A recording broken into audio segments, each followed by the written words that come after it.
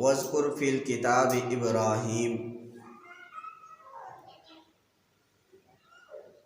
اور آپ ذکر کریں کتاب کے اندر ابراہیم علیہ السلام کا۔ اِنَّهُ کَانَ، بے شک وہ تھے، صدیقا نبیّا، صدیق سچے نبی۔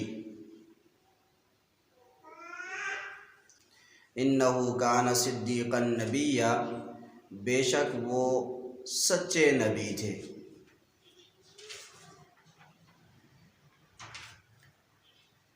ابراہیم علیہ السلام کا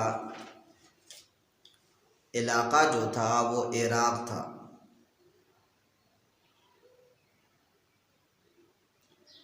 جس کا دار الخلافہ شہر کوسہ یعنی بروزن طوبہ تھا۔ نمرود بن کنعان جو ہے وہ بادشاہ تھا۔ یہ جو بادشاہ تھا یہ بڑا ظالم، جابر اور کٹر قسم کا مشرک تھا۔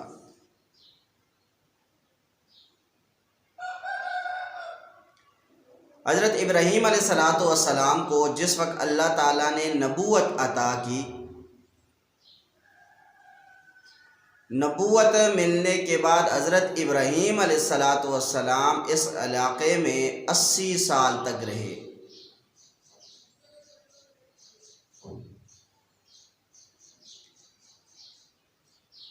اور اتنے زیادہ عرصے کے اندر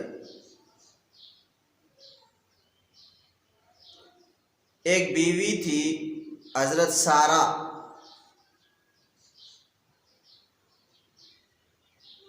انہوں نے صرف ان کا ساتھ دیا، باقی کسی نے بالکل کوئی ساتھ نہ دیا۔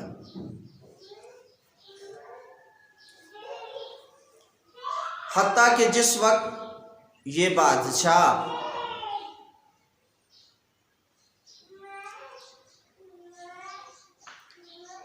تنگ آیا، اس بادشاہ نے دیکھا کہ حضرت ابراہیم علیہ السلام اپنے موقف سے پیچھے نہیں ہٹ رہے،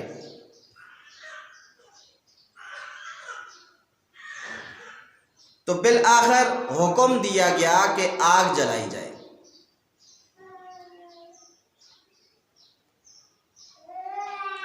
یہاں تک کہ آگ جلا دی گئی، اور تفسیروں میں ملتا ہے کہ آگ اتنی زیادہ جلائی گئی تھی یہاں تک کہ اوپر سے اگر کوئی پرندہ گزرتا تو وہ بھی آگ کے اندر آ جاتا تھا جل کے، یعنی اتنی زیادہ جو ہے وہ آگ جلائی گئی تھی۔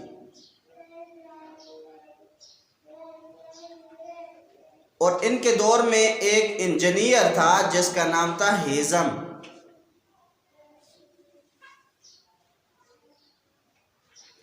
اس نے ایک منجلیق تیار کی،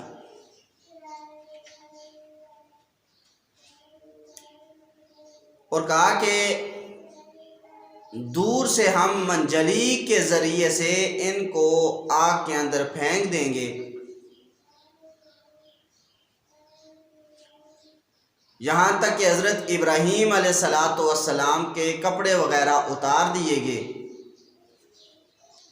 اور منجلیق کے اندر بٹھا کر ان کو آگ کے اندر پھینک دیا گیا۔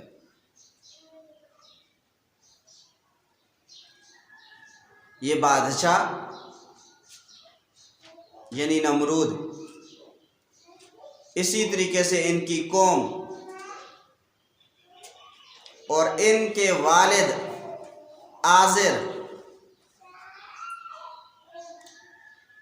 یہ سارے بیٹھ کے دیکھ رہے تھے۔ جب ابراہیم علیہ السلام کو انہوں نے دیکھا کہ جب ہم نے پھینک دیا ہے آگ کے اندر لیکن آگ ان پر بالکل کوئی اثر نہیں کر رہی، اللہ تعالیٰ نے حکم دے دیا تھا آگ کو کہ یا نار کونی برداً و سلامن علی ابراہیم،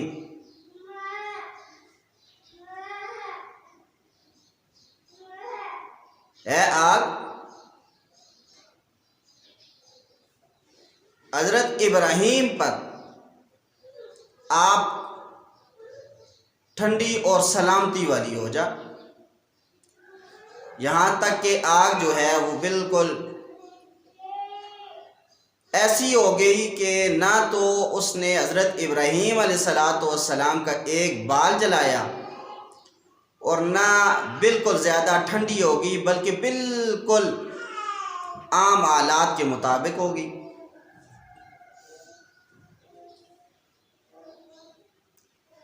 جب ابراہیم علیہ السلام آگ سے باہر نکلے تو ان کے والد نے کہا نعم الرب ربک یا ابراہیم، اے ابراہیم تیرا رب تو بہت ہی عمدہ ہے۔ عجیب بات یہ دیکھیں،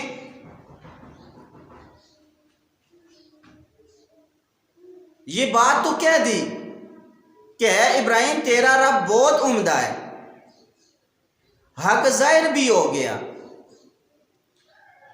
لیکن پھر بھی ابراہیم علیہ السلام کے والد نے کلمہ نہیں پڑھا،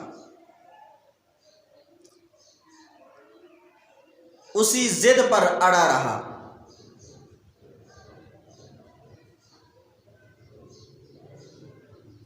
اس کے بعد حضرت ابراہیم علیہ السلام نے شام کی طرف ہجرت کی۔ حضرت سارہ رضی اللہ تعالی عنہ یہ حضرت ابراہیم علیہ السلام کے ساتھ تھی۔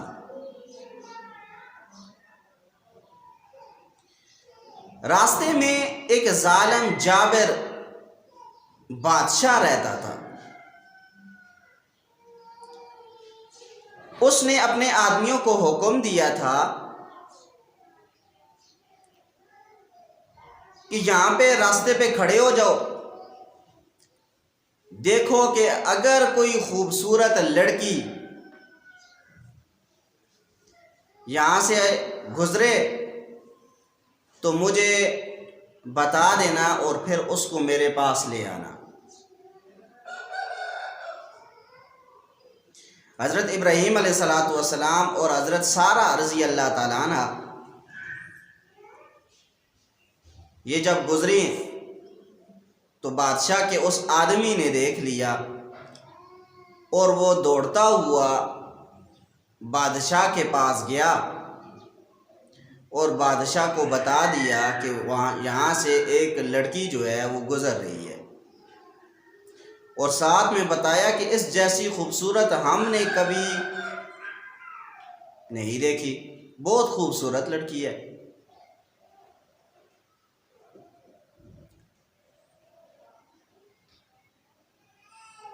اور ساتھ میں حضرت ابراہیم علیہ السلام سے یہ بات کہہ دی، دیکھیں ہم تو یہاں پہ کھڑے ہیں بادشاہ کے کہنے پر، ہم آپ کو ایک طریقہ بتا دیتے ہیں بادشاہ سے بچنے کا۔ وہ یہ ہے کہ جب بادشاہ پوچھے یہ لڑکی کون ہے تو آپ نے کہہ دینا ہے کہ یہ میری بہن ہے، اور جب ان سے پوچھے گا تو یہ کہہ دیں کہ یہ میرے بھائی ہیں۔ حقیقت میں تو حضرت سارہ رضی اللہ تعالیٰ عنہ یہ حضرت ابراہیم کی بیوی تھی۔ اب جس وقت بادشاہ کے پاس حاضری ہوئی، بادشاہ نے پوچھا تو فرمایا کہ یہ میری بہن ہے۔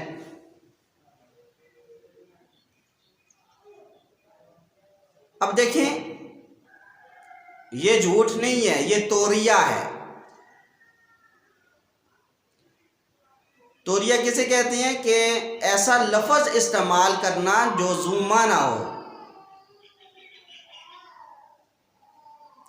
ایک معنی اس کا قریب کا ہو اور ایک بعید کا ہو، دور کا ہو۔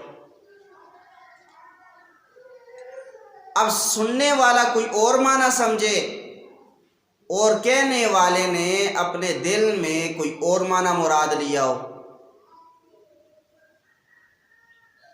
بادشاہ یہ سمجھا کہ یہ آپس میں حقیقی بہن و بھائی ہیں، بہن بھائی ہیں آپس میں، اور حضرت ابراہیم علیہ السلام نے یہ مراد لیا کہ یہ مذہبی میری بہن ہے، انما المؤمنون اخوہ، سارے مومن جو ہے یہ آپس میں بہن بھائی ہیں۔ تو اس وجہ سے اس بادشاہ نے حضرت ابراہیم علیہ السلام کو اور حضرت سارہ رضی اللہ تعالی عنہ کو چھوڑ دیا۔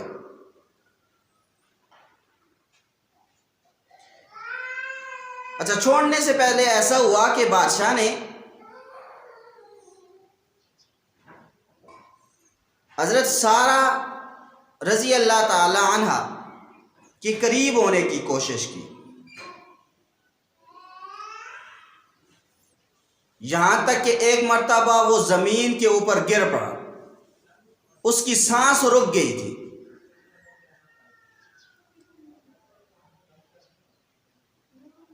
پھر اس نے ارادہ بدلا، یہاں تک کہ پھر ٹھیک ہو گیا۔ دوسری مرتبہ پھر اس نے یہی کوشش کی تو اللہ تعالیٰ نے اس بادشاہ کو زمین کے اندر جو ہے وہ دنسانا شروع کر دیا۔ اس نے حضرت سارہ رضی اللہ تعالی عنہ سے کہا آپ اللہ سے دعا کریں تاکہ میں بچ جاؤں، کیونکہ بادشاہ سمجھ چکا تھا کہ میں حضرت سارہ کے قریب نہیں جا سکتا، اور ساتھ میں کہا کہ اگر اللہ تعالیٰ نے مجھے بچا لیا میں آپ کو ایک لونڈی بھی خدمت کے لیے دوں گا۔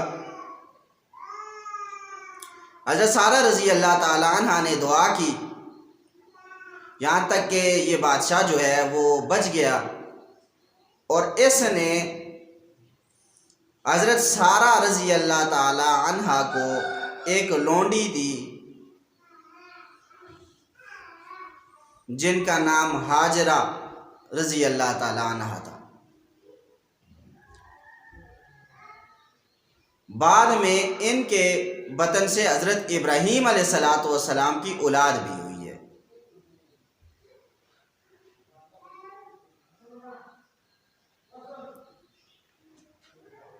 تو اس کے اندر اس بات کا تذکرہ ہے کہ وَاذْكُرْ فِي الْكِتَابِ ابراہیم، کتاب میں حضرت ابراہیم علیہ السلام کا تذکرہ کیجئے، اِنَّهُ كَانَ صِدِّيقًا نَبِيًّا، بے شک وہ سچے نبی تھے۔ اِذْ قَالَ لِأَبِيهِ، جب کہا حضرت ابراہیم علیہ السلام نے اپنے والد سے، یا ابتی، اے میرے ابا جان، لِمَ تَعْبُدُ، آپ کس وجہ سے عبادت کرتے ہیں،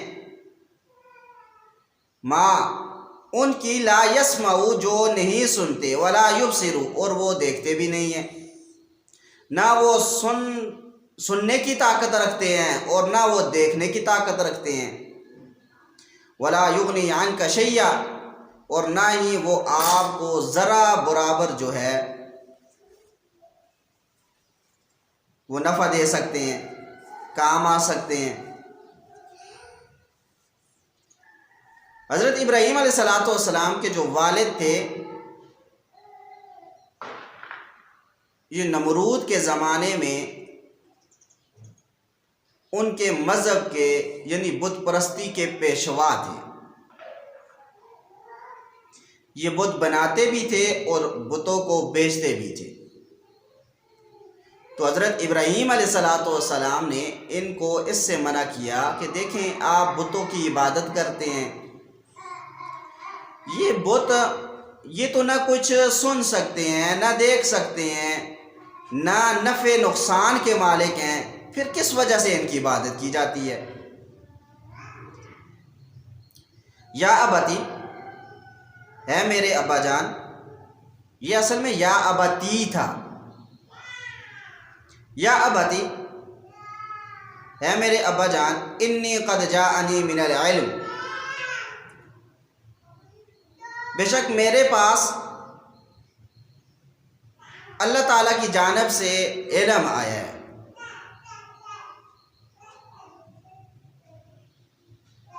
ماں اس چیز کا، لم یأتی کا، جو آپ کے پاس نہیں آیا. فاتبعنی، پس آپ میری اتباع کریں. یعنی میری طرف تو اللہ تعالیٰ کی جانب سے وحی آتی ہے اور آپ کے پاس نہیں آتی، تو اس وجہ سے فاتبعنی، آپ میری اتباع کریں. اہدیکا، میں آپ کی رہنمائی کروں گا، صراطاً سویا، سیدھے راستے کی طرف. تو اس وجہ سے میں آپ کو یہ بات کہتا ہوں کہ یہ بت وغیرہ یہ عبادت کے لائق نہیں ہے. عبادت کے لائق صرف اور صرف ایک اللہ تعالیٰ کی ذات ہے. یا ابتی، ہے میرے ابا جان، لا تعبد الشیطان، شیطان کی عبادت نہ کریں. دیکھیں، شیطان کی عبادت کا مطلب یہ نہیں ہے کہ حقیقتاً جو ہے وہ شیطان کو سامنے رکھ کے عبادت کی جائے.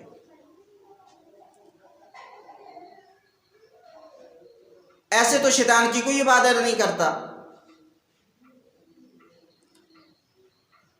مطلب اس کا یہ ہے کہ دیکھیں، شیطان یہ چاہتا ہے کہ اللہ تعالیٰ کے ساتھ شریک ٹھہرایا جائے، اللہ تعالیٰ کے علاوہ اور لوگوں کی اور چیزوں کی عبادت کی جائے.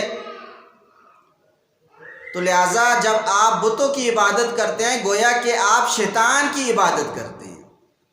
تو یہ کہنے کا مطلب ہے یا ابتی، ہے میرے ابا جان، لا تعبد الشیطان، شیطان کی عبادت نہ کریں. ان الشیطان کان للرحمن عصیا، بے شک شیطان جو ہے یہ تو رحمان کا، اللہ تعالیٰ کی ذات کا یا اللہ تعالیٰ کا یہ نافرمان ہے. یا ابتی، ہے ابا جان، انی اخاف، بے شک میں خوف کھاتا ہوں کہ ان یمسک عذاب من الرحمن، یہ کہ آپ کو رحمان کی طرف سے کوئی عذاب پہنچے. فتکون للشیطان ولیہ، پس آپ ہو جائیں شیطان کے دوست. تو اس وجہ سے آپ ان کی بتوں کی عبادت چھوڑ کر صرف اللہ تعالیٰ کی عبادت کریں. قال، تو ابراہیم علیہ السلام کے والد نے کہا، اراغب انت عن آلیتی یا ابراہیم، ہے ابراہیم، کیا تو میرے الہوں سے اعراض کرتا ہے؟ لئن لم تنتہی، اگر تو باز نہ آیا، لأرجمنک، البتہ میں تمہیں رجم کر دوں گا. وہجرنی ملیہ، اور تو مجھے چھوڑ دے ملیہ، زمانہ بھر. اب دیکھیں ابراہیم علیہ السلام نے کتنے سلیقے سے اپنے والد سے بات کی ہے، اور والد نے کہا کہ اگر تو ہمارے الہوں سے اعراض کرتا ہے،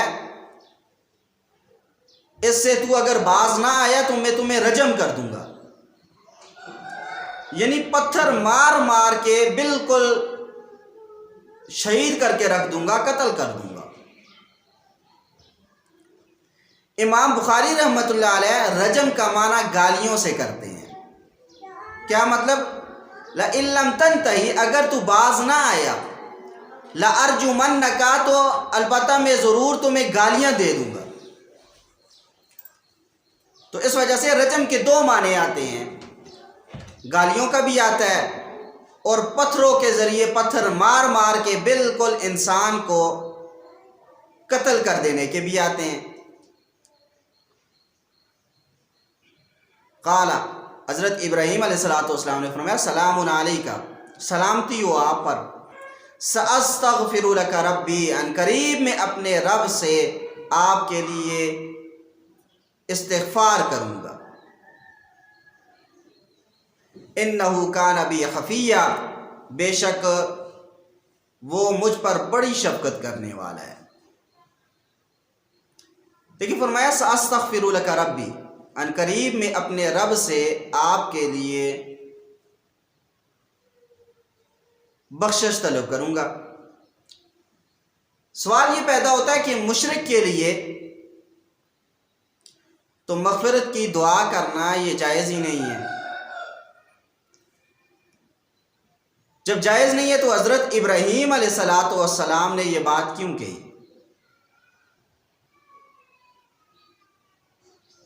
تو اس کا جواب سورہ توبہ کے اندر خود اللہ تعالیٰ نے دیا ہے. وَمَا كَانَ اسْتِغْفَارُ إِبْرَاهِيمَ لِأَبِيهِ إِلَّا عَن مَّوْعِدَةٍ وَعَدَهَا إِيَّاهُ فَلَمَّا تَبَيَّنَ أَنَّهُ عَدُوٌّ لِلَّهِ تَبَرَّأَ مِنْهُ. ابراہیم علیہ السلام نے اپنے باپ آزر کے لیے اس وجہ سے دعا کی تھی کہ انہوں نے دعا کا ان سے وعدہ فرمایا تھا.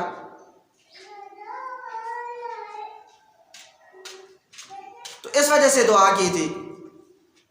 اور جب ابراہیم علیہ السلام کو یہ بات پتہ چل گئی کہ یہ تو اللہ تعالیٰ کا دشمن ہے،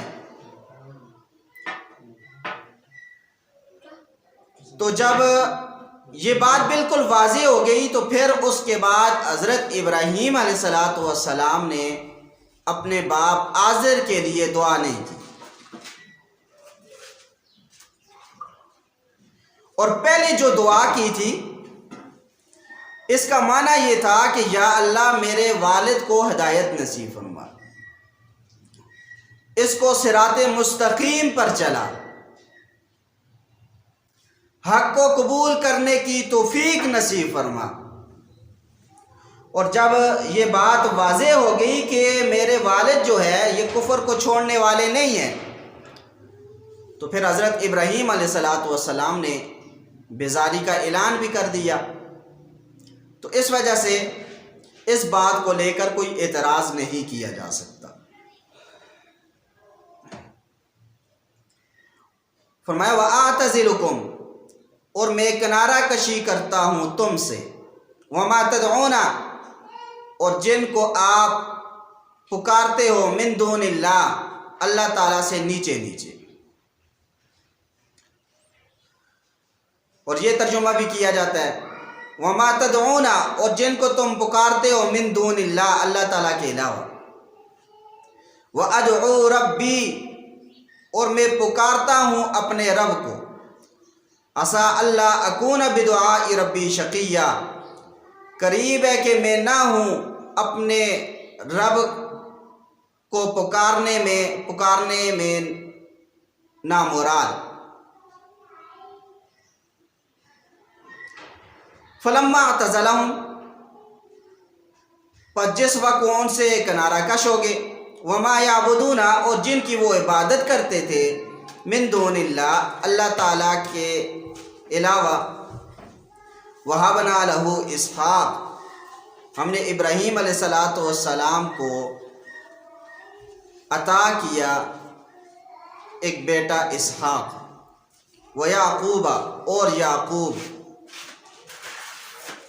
وَهَبْنَا لَهُ اسحاق وَيَعْقُوب، اور ہم نے ان کو عطا کیا اسحاق اور یعقوب علیہ السلام.